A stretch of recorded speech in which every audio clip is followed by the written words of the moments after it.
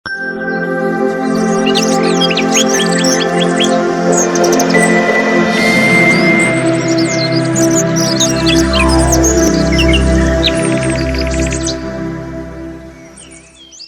அருள்நாதர் இயேசு கிறிஸ்துவின் இனிதான நாமத்தில் உங்களுக்கு அன்பின் வாழ்த்துக்கள். என் அன்புக்குரியவர்களே, தேவாதி தேவன் மற்றும் ஒரு புதிய நாளை அவர் நமக்கு காண செய்திருக்கிறார். ஒவ்வொரு நாளும் நீங்களும் நானும் அருள்நாதர் இயேசு கிறிஸ்துவோடு கூட நடக்கின்ற பொழுது வேதம் சொல்லுகிறது. உபாகமம் 15ஆம் அதிகாரம் 10வது வசனத்தை வாசித்து பாருங்கள். உன் தேவனாகிய கர்த்தர் நீ கையிட்டு செய்யும் எல்லா காரியங்களிலும் உன்னை ஆசீர்வதிப்பார். ஆமென் சொல்லுங்களேன். ஆண்டவர் நீங்கள் கையிட்டு செய்கிற எல்லா காரியத்திலும் உங்களை ஆசீர்வதித்து உங்களை மேன்மைப்படுத்த போகிறார். உடைய தனிப்பட்ட வாழ்க்கையில், உடைய குடும்ப வாழ்க்கையில், உடைய வேலை காரியத்தில், உடைய தொழில் வியாபார காரியத்தில், உடைய ஊழியத்தின் பாதையில், உடைய பிள்ளைகளுடைய வாழ்க்கையில், நீங்கள் செய்யக்கூடிய ஒவ்வொரு காரியத்திலும் கர்த்தர் உங்களோடு கூட இருந்து உங்களை மேன்மைப்படுத்தி எல்லா விதத்திலும் உங்களை ஆசீர்வதிப்பார். நீங்கள் வேண்டிக் கொள்வதற்கும் நினைப்பதற்கும் அதிகமாகவே கர்த்தர் உங்களுக்காக யாவற்றையும் செய்து முடிப்பார். இந்த மாதத்தின் இந்த 2ஆம் தேதியில் கூட கர்த்தர் நீங்கள் செய்ய போகிற ஒவ்வொரு காரியத்திலும் ஆசீர்வாதத்தை கட்டளையிடுவார். உங்கள் வருமானத்தை அவர் பெருக்கும்படி செய்வார். ஒருவேளை பண நெருக்கடியான சூழ்நிலையில் நீங்கள் இருக்கலாம், கடன் பிரச்சனையான ஒரு சூழ்நிலையில் நீங்கள் இருக்கலாம், தேவைகள் மத்தியிலே நீங்கள் இருக்கலாம். சோர்ந்து போகாதீங்க. எல்லாவற்றிற்கும் முடிவு சமீபமாயிற்று.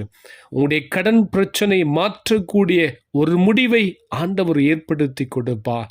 உன் பண தேவையை சந்திப்பதற்கான ஒரு வாய்ப்பு தேவன் வழியை உண்டு பண்ணி கொடுப்பார்.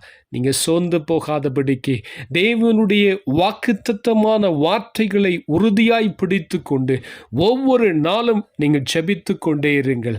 ஆண்டவர் உங்கள் சூழ்நிலைகளை அவர் மாற்ற வல்லமை உள்ளவராக இருக்கிறார். சூழ்நிலைகள் உங்களுக்கு எதிராக இருக்கலாம், உங்களுக்கு சாதகம் அல்லாமல் இருக்கலாம். ஆனால் கர்த்தரை நோக்கி நீங்கள் கூப்பிடுகிற பொழுது அவர் உங்களுக்கு செவி கொடுத்து நீங்கள் கையிட்டு செய்யக்கூடிய ஒவ்வொரு காரியத்திலும் அவர் நன்மையாகவே மாற்றி உங்கள் சூழ்நிலைகளை மாற்றி ஆண்டவர் உங்களை ஆசீர்வதிப்பார். உன் கையின் பிரயாசத்தை ஆசீர்வதித்து நீங்கள் திட்டமிடுகிற ஒவ்வொரு காரியத்திலும் தேவன் தம்முடைய ஆசீர்வாதத்தை கொடுத்து உன்னை மேன்மைப்படுத்தி ஆண்டவர் வைப்பார். எல்லா விதத்திலும் ஒரு மேன்மையை ஆண்டவர் கொடுத்து உனக்கென்று ஒரு சிறந்த இடத்தை வைத்திருக்கிறார். அப்படிப்பட்ட ஒரு சிறந்த இடத்தை சுதந்தரித்து கொள்ள ஆண்டவருடைய வார்த்தையை உறுதியாய் பிடித்து கொள்ளுங்கள். அவர் உங்களை ஆசீர்வதிப்பார். ஜெபிக்கலாமா? பரிசுத்தமுள்ள என் பரம பிதாவே, இந்த மகிமையான இந்த நேரத்திற்காக உமக்கு ஸ்தோத்திரம்.